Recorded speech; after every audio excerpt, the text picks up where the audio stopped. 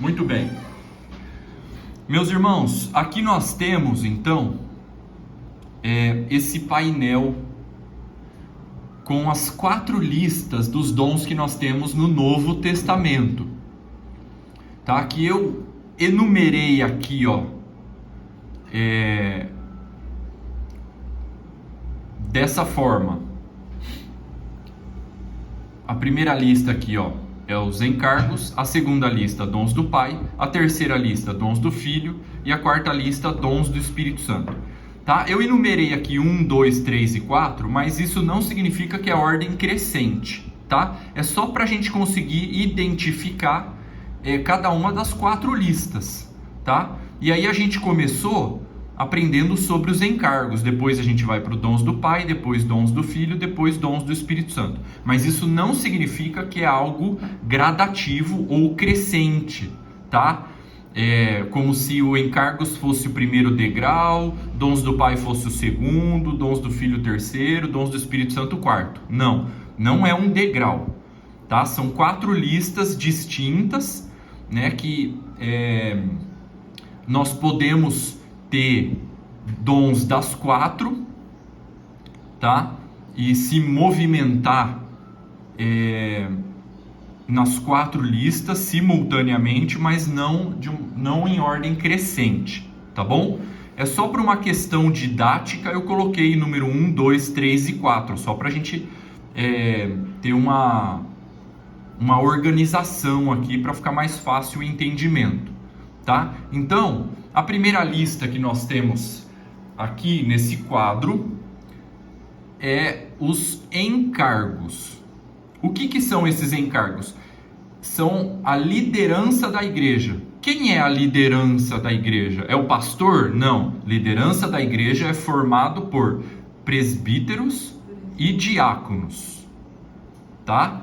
E eu chamo de encargos, tá? Mas poderia colocar aqui como liderança de uma igreja local. Talvez ficaria até melhor do que encargos, tá? Liderança de uma igreja local. Quem são os líderes da igreja local? São os presbíteros e os diáconos, tá? Qual o texto que mostra isso? 1 Timóteo, capítulo 3, versículo 1 e versículo 8, tá? Quais são os dons do Pai? São esses aqui, ó. Profecia, ministério, que significa serviço, ensino, exortação, que significa fortalecer, contribuir, presidir, que significa liderar, e misericórdia. São 7 dons do Pai, tá? Aonde está isso? Romanos capítulo 12, do 6 ao 8. Quantos dons do Filho são? 5. Qual é o texto? Efésios 4, 11. Quais são eles? Apóstolos, profetas, evangelistas, pastores e mestres. Quantos dons do Espírito Santo são? 9. Aonde está? 1 Coríntios capítulo 12, do 8 ao 10. Quais são eles? São esses aqui, ó. Tá? Nas reuniões anteriores, a gente já viu por que eu chamo essa primeira lista aqui de encargos, tá? Porque diz respeito à liderança da igreja local. Por que eu chamo essa outra lista aqui de 7 dons? Por que eu chamo de dons do Pai? Tá? A gente leu o texto de Romanos aqui, que fala que Deus distribuiu dons aos homens, e aí ele entra na lista, por isso que eu chamo de dons do Pai. E por que eu chamo de dons do Filho? Essa lista aqui de Efésios 4:11, tá? Porque aqui fala que Jesus subiu aos céus e deu dons aos homens. E por que eu chamo essa lista aqui de dons do Espírito Santo? Porque nesse texto aqui fala que o Espírito Santo se manifesta para um fim proveitoso, e depois ele entra na lista aqui de 9 dons, tá? Dentre outras coisas mais que a gente aprendeu nas reuniões anteriores, tá? E aí também aprendemos na reunião anterior, na última reunião, sábado passado, que um pouco mais a respeito dos encargos, que é a liderança da igreja local, né? Sobre os presbíteros e diáconos. Só que ainda ficou faltando aqui, dessa primeira lista, responder algumas perguntas que são muito importantes antes da gente entrar ou passar para a segunda lista aqui, que é os dons do Pai, tá? Então, ainda que dentro do encargos, que diz respeito à liderança da igreja local, que são os presbíteros e os diáconos, nós precisamos responder algumas perguntas muito importantes sobre a liderança da igreja local. E hoje a gente vai tentar responder essas perguntas, tá bom? Então, deixa eu voltar aqui.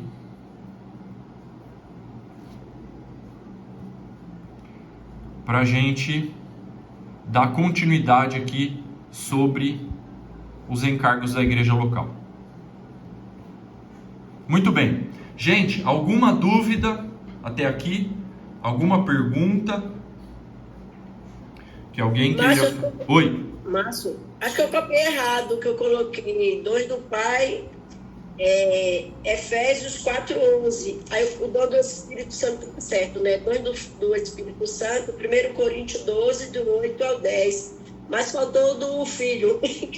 O dons do Filho está em Efésios capítulo 4, versículo 11.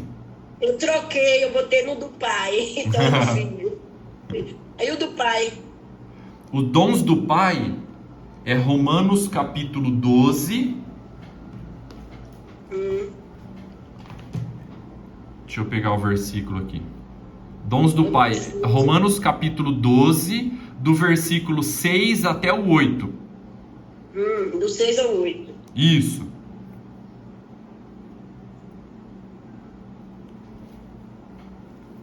Deu certo aí? Eu tinha trocado tudo, eu investi. Sem problema. Tá? Então, aí nas próximas reuniões, nós vamos mergulhar em cada um daqueles dons. O que é, como descobrir, como usar, tá? Em cada um deles, dos dons do Pai, dons do Filho e dons do Espírito Santo. Mas hoje a gente precisa, pelo menos, tentar terminar os encargos que diz respeito à liderança da igreja local, que são 2, presbíteros e diáconos, tá?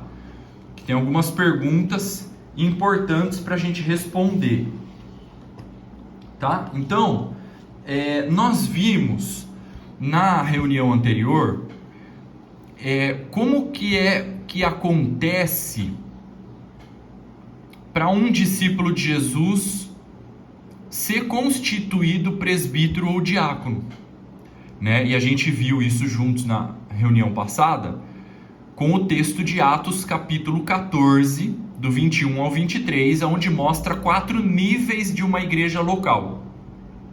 Tá? Qual eram aqueles 4 níveis? Pregar o evangelho naquela cidade, fazer discípulos naquela cidade, fortalecer a alma dos discípulos naquela cidade e constituir os encargos naquela cidade, tá?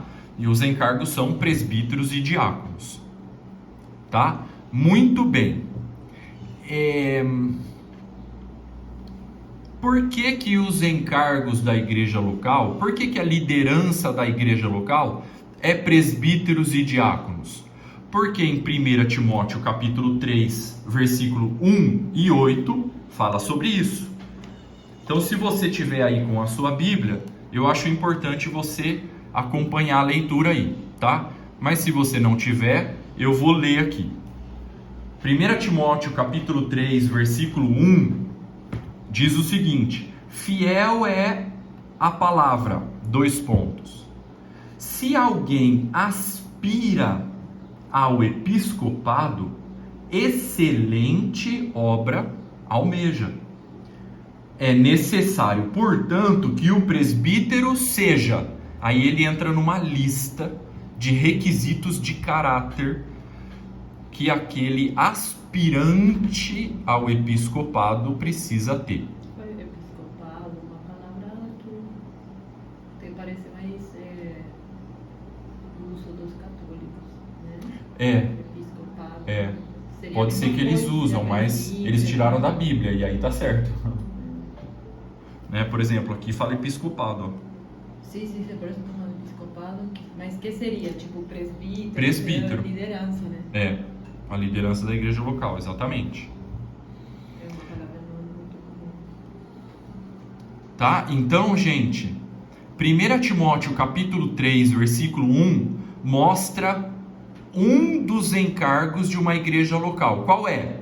O presbítero. tá? Como eu li aqui agora, no versículo 1 e versículo 2. Fiel é a palavra. Se alguém aspira ao episcopado, o que é o episcopado? É o presbítero. É o encargo que a pessoa está almejando, e se ela for experimentada e passar aprovada, recebe imposição de mãos para exercer esse encargo na igreja local, que diz respeito à liderança da igreja local. Tá?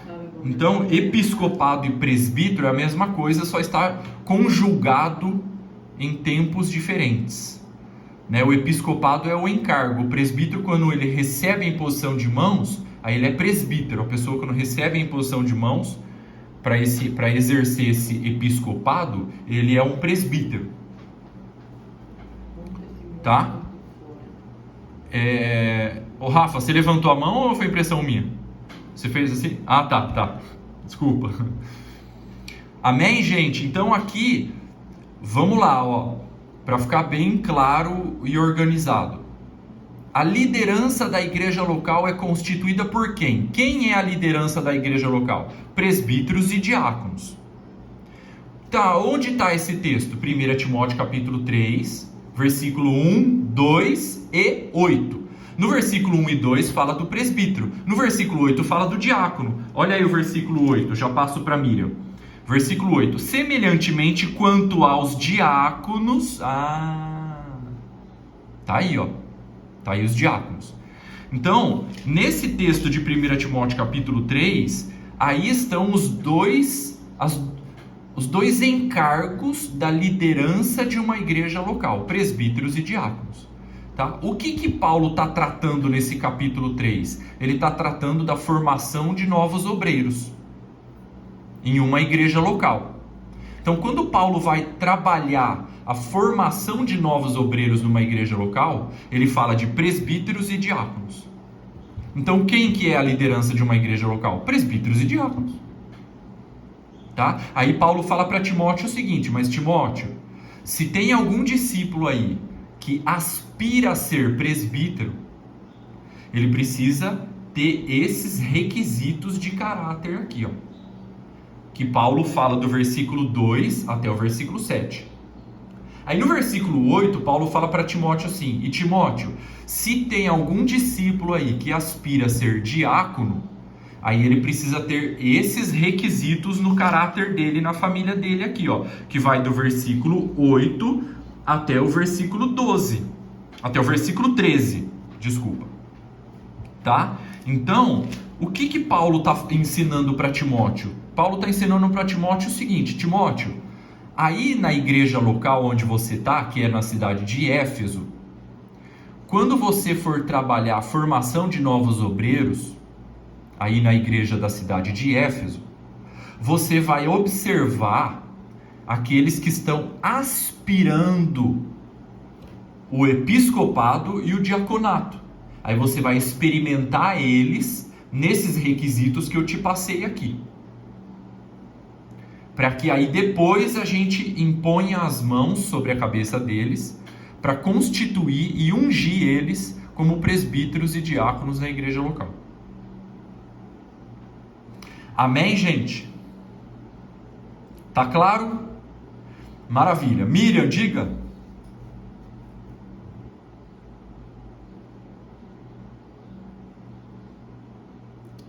Será que ela tinha levantado a mão para falar alguma coisa? Não.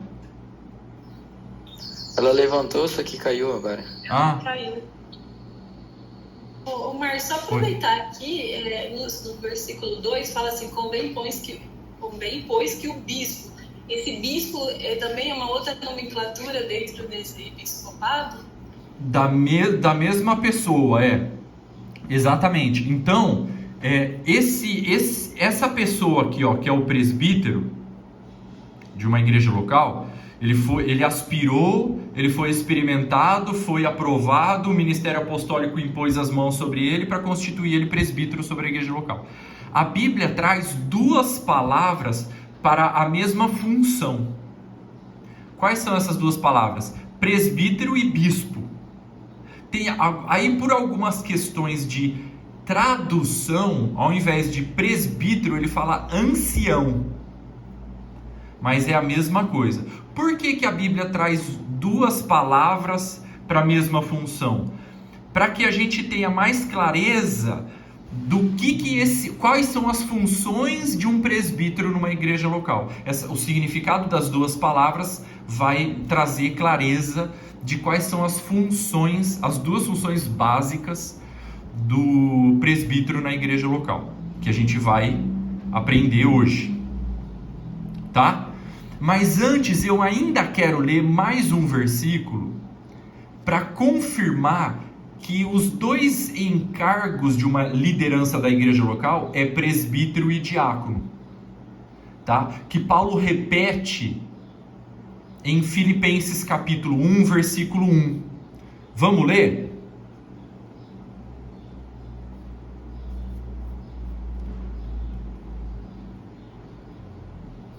Filipenses capítulo 1, versículo 1.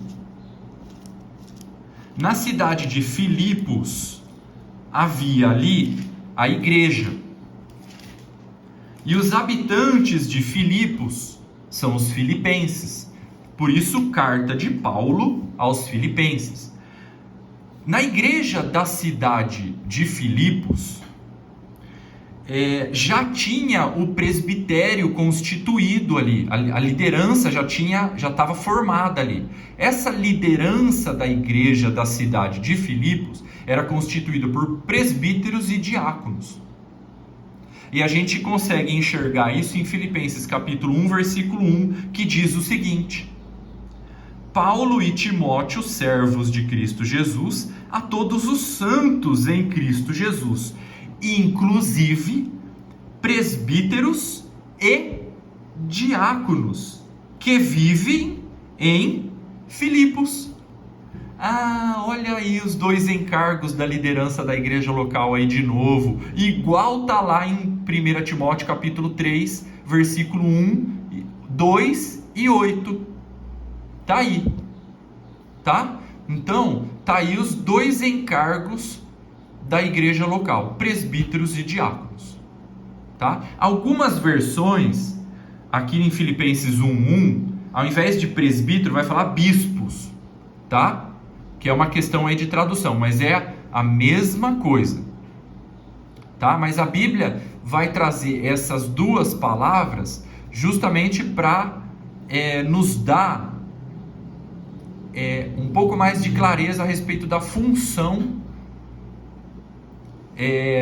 desse encargo de presbítero, que a gente já vai aprender já, tá? Muito bem, gente, então ficou claro aí a respeito dos dois encargos da liderança da igreja local, presbítero e diácono, amém? Maravilha. A Miriam levantou a mão aqui, acho que agora é para valer. Diga, Miriam. Acho que antes tinha caído, né? Eu tô no celular, não tô com o costume de assistir no celular, e apertei e desliguei. Ah, tá. Eu queria saber se tem um tempo para se formar obreiros, no caso presbítero, ou independe? Ótima e sensacional, maravilhosa e incrível pergunta. A Bíblia não fala de tempo, tá? A Bíblia não coloca assim um tempo assim com clareza, tá? Mas o que a Bíblia, como que a Bíblia vai nos ajudar então a discernir o tempo? Primeiro, tem um texto de Eclesiastes, se não me engano, se não me falha a memória, que é Eclesiastes capítulo 9, que fala que o coração sábio discerne o tempo e o modo. Outro texto de Eclesiastes capítulo 3 fala que Deus tem um tempo determinado para todo o propósito debaixo do céu. Então aí esses textos nos coloca numa posição de dependência de Deus para discernir o tempo e o modo para isso, né? Então, nós temos esse texto aí para nos ajudar, que não nos dá assim um esboço, né? Aí, ó, Eclesiastes 8:5, Rafa, obrigado. Coração sábio discerne o tempo e o modo, né? Então, a Bíblia traz essa palavra aí para a gente entrar num lugar em Deus de dependência dele, porque é ele que vai dar a última palavra. Então a gente vai fazer o quê? A gente vai ficar com o ouvido atento ao Senhor e ao mesmo tempo fazer esse trabalho de formação de novos obreiros e observar como que essas pessoas que estão sendo experimentadas estão correspondendo, né? Sem pressa. Sem pressa. Por exemplo, eu vou contar como que foi comigo. Como que foi comigo? O irmão que pastoreia a nossa vida, que é lá de São Vicente, ele começou um trabalho aqui em Agudos de formação de novos obreiros em 2012, né? E 5 irmãos, eu e mais 4 irmãos, éramos os candidatos ou aspirantes ao presbitério. Por quê? Porque ele olhava pra gente, e o meu discipulador, que é um desses 5 aqui, o Toninho, olhava para mim e olhava para os outros e percebia em nós que nós estávamos aspirando. Essa palavra aspirar, que está em 1 Timóteo capítulo 3, versículo 1, significa se esticar para alcançar. Então você dá uma olhada para todos os irmãos que tem aí. Tem alguns que estão se esticando para alcançar, e tem outros que estão mais tranquilos, assim, não estão preocupados com o ministério. São irmãos, são filhos de Deus, são fiéis, mas não estão preocupados, não estão aspirando, e está tudo bem. Porque esses encargos de presbíteros e diáconos não é para todos, é para alguns, né? Então, observar os aspirantes ajuda a gente discernir também o tempo até que eles recebam imposição de mãos, né? O quanto que eles estão aspirando, qual é o nível de aspiração? Eles estão respirando ministério? Assim, a entrega é 100%? Eles estão vivamente interessados e inclinados, se esticando? Ou não? É só observar eles que ajuda bastante a discernir o tempo. Por exemplo, conosco começou em 2012 um trabalho de formação de novos obreiros aqui em Agudos. E por que nós 5, eu e esses 4 irmãos, que fizemos parte desse trabalho? Porque nós 5 estávamos aspirando. Como que sabia que nós 5 estávamos aspirando? Porque nós éramos os mais comprometidos, os mais proativos, os que se antecipavam, os que se preocupavam, os que estavam junto. Vamos orar? Vamos, nós estamos aqui. Vamos fazer uma vigília? Vamos. Vamos jejuar? Vamos. Vamos visitar? Vamos. Vamos ir pregar o evangelho na rua? Vamos. Os outros iam de vez em quando, a gente estava em todas. Aí já você percebe que tem uns aspirando e outros não. Outra característica daqueles que estão aspirando, a gente já tinha aprendido sobre fazer discípulos, e que todos nós, filhos de Deus, somos sacerdotes, e por causa disso todos nós estamos autorizados por Deus a batizar as pessoas. E todos nós temos a comissão de fazer discípulos, como está escrito em Mateus 28, do 18 ao 20. Então a gente estava pregando o evangelho enquanto ia trabalhar no banco, no mercado, na padaria. E as pessoas interessadas, a gente começava a compartilhar o evangelho com elas, levá-las até o novo nascimento, e as que se decidiam pelo batismo, a gente batizava e começava a cuidar. Então esses 5 já estavam cuidando de vida, já tinha pregado o evangelho, já tinha batizado pessoas e já estava cuidando dessas pessoas. Nós 5. Epa, é outro sinal aí, hein? É outro sinal. Os demais não estavam assim com o coração atropelado, dominado, encharcado pela obra, por fazer discípulos. Os outros tinham lá outras preocupações, estavam buscando, e está tudo bem, né? Mas nós 5 tinha uma busca diferenciada e era notável. Então tudo isso daí ajuda a discernir o tempo e o modo.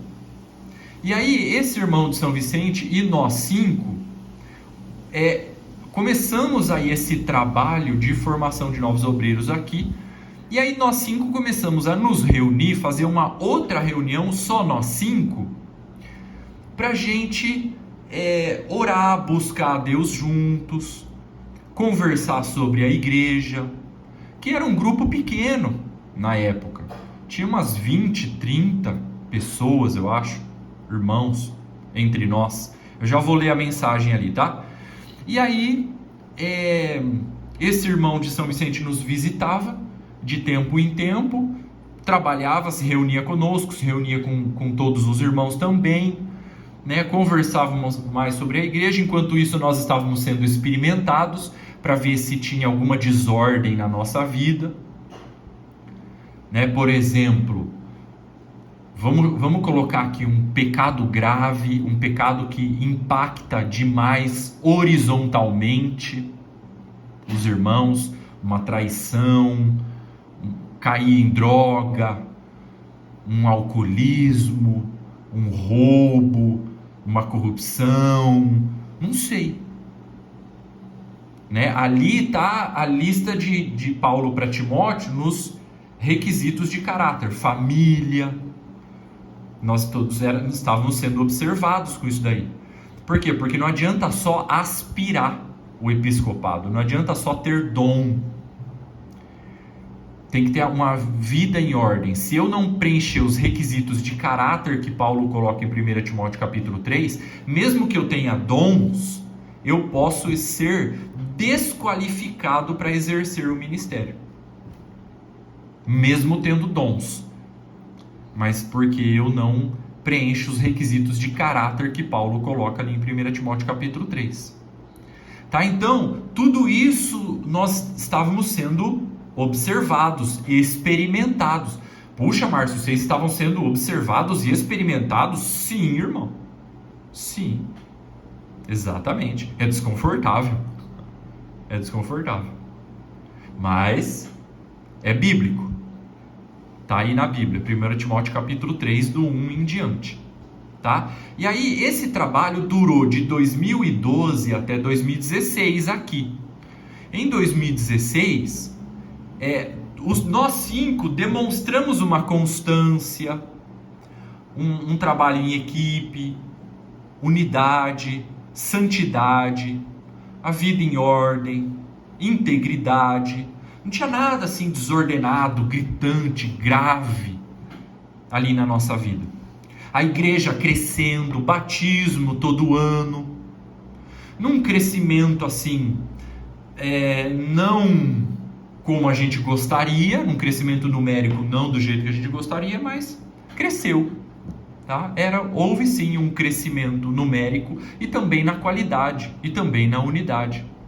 Tá? Então, de 2012 até 2016, aquela constância manteve e cresceu. Chegou já um momento, não tem mais o que ficar observando, experimentando. Então veio esse irmão de São Vicente, o Daniel Souza, e o de Porto Alegre, o John Gottfriedson, e impôs as mãos sobre a nossa cabeça. Eu tenho isso gravado no meu YouTube, inclusive, esse dia, a reunião inteira. Inclusive eu chamei vários presbíteros, que na verdade que é presbítero que fala, né? Mas as pessoas chamam pastores. Amigos aqui de Agudos que eu tenho, do Conselho de Pastores, inclusive, que estavam lá presentes também, que participaram da imposição de mãos, né? E foi um dia de grande alegria. Então foi assim o tempo conosco, tá? Nós não temos nenhum exemplo bíblico, temos um. Aonde, Márcio? Em Atos capítulo 19. Vamos ler, é super interessante. Aí depois eu leio ali a pergunta ou o comentário ali na mensagem, tá? Só para eu não perder aqui o raciocínio, gente, por favor. Vamos ler Atos capítulo 19, você vai ver que é muito interessante esse texto que a gente vai ler, ainda dentro da pergunta da Miriam, que é sensacional. Olha só, gente, Atos capítulo 19. Por favor, presta bastante atenção nesse texto que a gente vai ler aqui agora. Atos 19 e depois a gente vai ler Atos 20, tá? Por favor, presta bastante atenção, tá bom? Atos 19. Olha só. Atos capítulo 19, no versículo 1 até o 7. Olha que interessante, gente. Aconteceu que, estando Apolo em Corinto... Gente, o que é Corinto? É uma cidade. Paulo, tendo passado pelas regiões mais altas, chegou a Éfeso. O que é Éfeso, gente? Cidade. E achando ali alguns discípulos. Aonde? Em Éfeso. Quem achou em Éfeso alguns discípulos? Paulo. Olha o versículo 2. Perguntou-lhes. Quem fez a pergunta? Paulo. Perguntou para quem? Para aqueles discípulos. O que ele perguntou? Recebestes porventura o Espírito Santo quando crestes? Ao que lhe responderam: pelo contrário, nem mesmo ouvimos que existe o Espírito Santo. Então Paulo perguntou: em que, pois, fostes batizados? Respondeu-lhes: no batismo de João. Ou seja, foi o João Batista que batizou a gente. Disse Paulo: João realizou o batismo de arrependimento, dizendo ao povo que cresce naquele que vinha depois dele, a saber, em Jesus. Eles, tendo ouvido isso, foram batizados em nome do Senhor Jesus. E, impondo-lhes Paulo as mãos, veio sobre eles o Espírito Santo. Tanto falavam em línguas como profetizavam. Eram ao todo uns 12 discípulos. Gente, para tudo. Olha que interessante. E agora em Atos 20 a gente já vai ver o que aconteceu com esses 12. Gente, olha só. Paulo chegou na cidade de Éfeso e achou ali 12 discípulos, que eu chamo de semi-discípulos. Por que semi-discípulos? Porque eles não sabiam nem quem era o Espírito Santo. Né? Então, gente, olha o nível daqueles semi-discípulos. Não sabia nem quem era o Espírito Santo. Então, estavam num nívelzinho ali de muito, né? Não sei nem que palavra usar. Então, olha o nível daqueles 12 ali. Nem sabia que tinha o Espírito Santo. Aí Paulo foi lá, batizou eles, impôs as mãos, eles receberam o Espírito Santo. E aí ele foi fazendo outras viagens, passando ali por outras regiões e voltava ali em Éfeso também. Fez um trabalho de formação de obreiros. E aí no capítulo 20, olha só que interessante. No versículo 13, no versículo 17, Paulo volta mais uma vez na cidade de Éfeso. E olha só o que aconteceu com aqueles 12 semidiscípulos. Atos capítulo 20, versículo 17. De Mileto mandou chamar a Éfeso quem? Os presbíteros da igreja. Uau! O que aconteceu com aqueles 12 semidiscípulos que nem sabia quem era o Espírito Santo? Agora eles já eram os presbíteros de Éfeso. Verdade. Seria a mesma igreja, né? Porque não tem... Na cidade de Éfeso não tinha outra igreja, era uma igreja em cada cidade, não tinha nome. Interessante, né? Pra saber Né? as mesmas pessoas, né? Exatamente.